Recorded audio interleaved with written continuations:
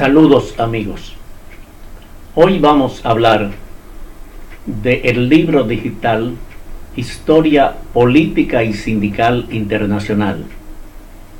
Esta es una serie de 5 volúmenes desde 1802 hasta el 1990.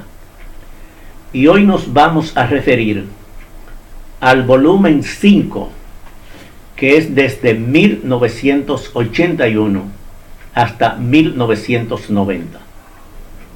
Estos libros traen muchos videos para que los lectores vean documentales sobre la política internacional y sobre el sindicalismo.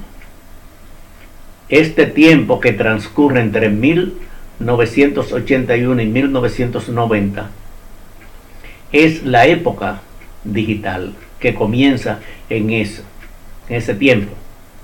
Por lo tanto, este libro digital contiene alrededor de 40 videos sobre la política y el sindicalismo internacional. La década del 80 a nivel sindical tiene como protagonista principal al sindicato Solidaridad de Polonia y a su líder Lech Wałęsa. En 1981, los astilleros de Polonia hicieron una huelga y su líder fue Lech Wałęsa. Esto fue el inicio de una de las epopeyas más importantes del sindicalismo, porque se produjo en Polonia cuando Polonia era parte del englomerado de los soviéticos y Polonia dependía fundamentalmente del comunismo internacional desde el punto de vista político y económico y social. La labor de Solidaridad derrumbó el mito del comunismo que decía que el comunismo era la sociedad de los trabajadores, donde los trabajadores estaban felices. Y precisamente fueron los trabajadores los que se rebelaron contra el régimen comunista de Polonia, que terminaron derrocándolo y dando inicio al derrumbamiento del comunismo a nivel internacional. En este libro, en este 5º volumen de la historia política y sindical, también hay una historia del sindicalismo dominicano de esa época, desde 1981 hasta 1990. En esa época se produjo un documento importante para los trabajadores, que fue la encíclica Laborem Exercens, el trabajo humano, del Papa Juan Pablo II.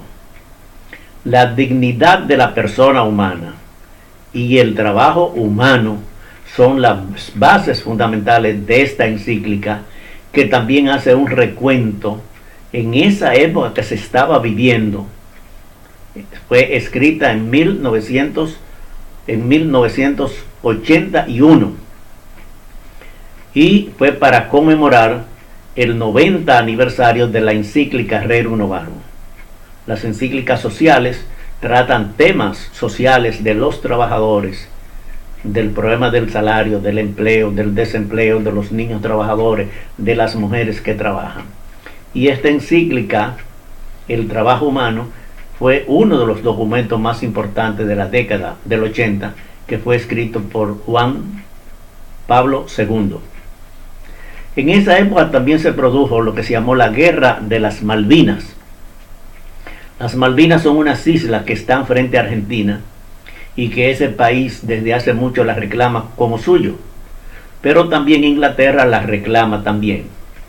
Y por esas islas hubo un conflicto internacional, una guerra entre Argentina e Inglaterra, en la cual Argentina perdió las Malvinas e Inglaterra salió triunfador.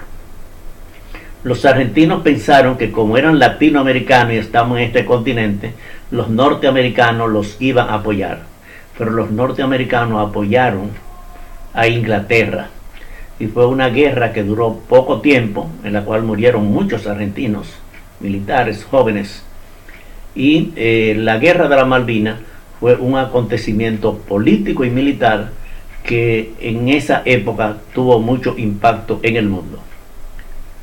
Lech Walesa, que estuvo 17 veces preso en Polonia, líder de Solidaridad, ganó el Premio Nobel de Literatura de la Paz.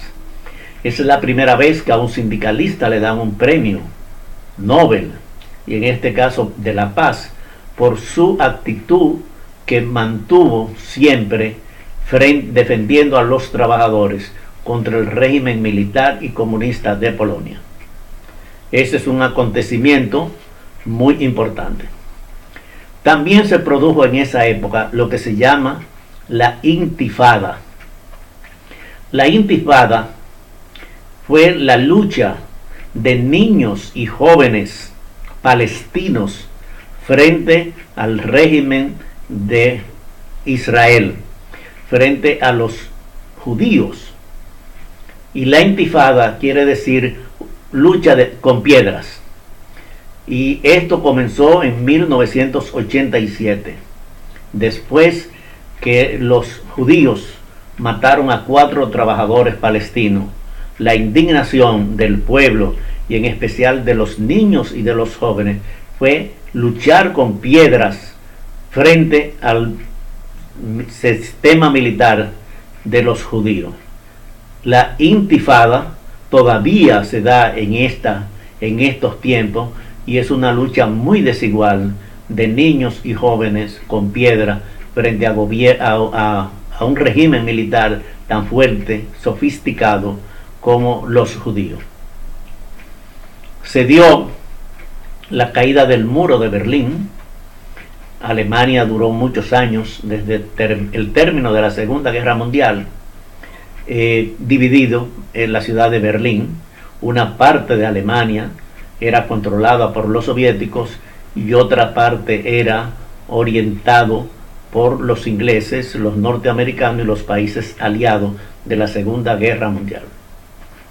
La caída del muro de Berlín significó prácticamente la reunificación de Alemania en primer lugar y la caída del comunismo de la Unión Soviética, del poder que tenía la Unión Soviética sobre todos esos países satélites, no solamente en la parte de la Unión Soviética, sino a nivel mundial.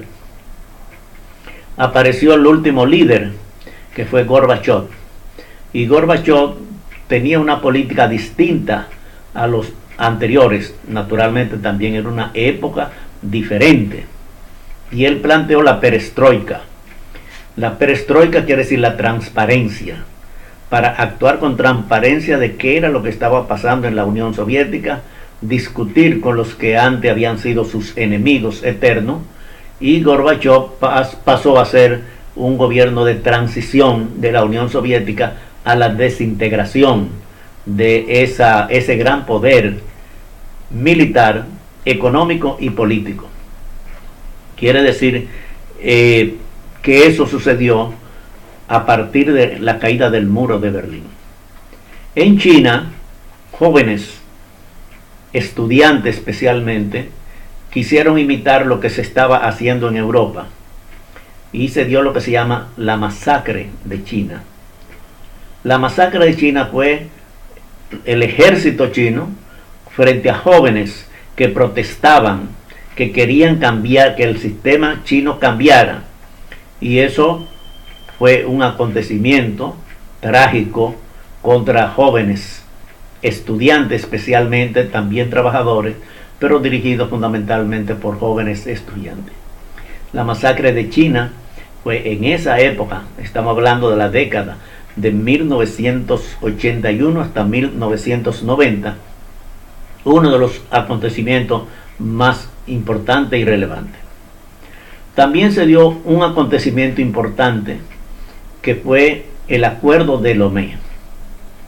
La Unión Europea había tenido muchos países que estaban con ellos, dependientes de ellos, y esos países reclamaban un mejor trato con la Unión Europea.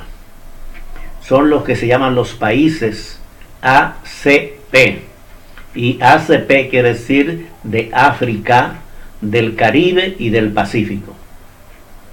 La mayoría de los países africanos en esa época, exceptuando África del Sur o Suráfrica, donde se daba el apartheid en esos momentos, todavía no había tomado el poder Nelson Mandela, sino era un país que vivía aislado de la comunidad internacional por su política de los blancos contra los negros, separados, el apartheid, o sea, apartado, y por eso ellos no pertenecían a los países ACP cuando se formó el convenio. El convenio se llama el Convenio de Lomé, y Lomé es la capital de Togo, en África, y ahí fue donde se firmó ese acuerdo, por eso se llama el Convenio de Lomé. Países de islas del Caribe, especialmente de habla inglesa, que se llama el Commonwealth, el Comité del Caribe, CARICOM, que es el nombre en inglés, ellos todos pertenecen a ese acuerdo de Lomé. Cuba ni Puerto Rico pertenecen a ese acuerdo. Puerto Rico porque más bien lo ven como una parte de los Estados Unidos, y Cuba por el sistema comunista que han mantenido. Y entraron en el acuerdo Lomé la República Dominicana y Haití. Y esto es importante, este acuerdo. En el Pacífico son islas, la mayoría, que fueron colonia de Inglaterra o de Francia, y este convenio ACP agrupa a más de 100 países, los de África, del Caribe y del Pacífico, más la Unión Europea. Y es un tratado de cooperación y de institucionalidad para mejorar las relaciones políticas, económicas y sociales de la Unión Europea con los países ACP, África, Caribe y Pacífico. La década entre 1981 y 1990 quedará siempre marcada por la caída del comunismo. Comenzó en Polonia. El Papa Juan Pablo II, que era polaco, tenía mucha incidencia en la formación de solidaridad y en las relaciones de Lech Wałęsa con el gobierno, y fue un personaje muy importante en la caída del sistema comunista por sus vínculos y relaciones con grupos y gobiernos de Europa que ayudaron a la caída del régimen comunista. El comunismo internacional no ha caído. China, que es el principal país del mundo, tiene casi, junto con la India, una tercera parte del mundo. Es el país más grande de Asia, y no solamente de Asia, sino del mundo. Todavía tiene un sistema comunista. Quiere decir que el comunismo no ha terminado mientras China mantenga esa posición política. China ha sorprendido al mundo porque tiene un sistema político comunista y tiene un sistema económico capitalista. Es muy difícil de poder explicar porque en las ideologías nunca ningún marxista ni leninista planteó tener un sistema económico capitalista, sino todo lo contrario, era combatir al capitalismo. Esto que he explicado es el contenido o la parte principal del quinto volumen de la historia política y del sindicalismo internacional, desde 1802 hasta 1990. Y lo que hemos referido ahora es al quinto volumen, que se refiere a estos años de 1981 a 1990. Esperamos que los lectores de este video puedan interesarse en estos libros digitales, porque contienen, además de el contenido estructural de un libro, tienen videos, tienen las redes sociales, se pueden ver periódicos digitales, se pueden escuchar emisoras de radio, se pueden ver programas y canales de televisión, y tiene todas las herramientas modernas de las redes sociales. Esperemos que ustedes se interesen en estos volúmenes, 5 volúmenes de la historia política y del sindicalismo internacional. Muchas gracias y nos veremos en otro programa tratando temas de interés para toda la población. Muchas gracias.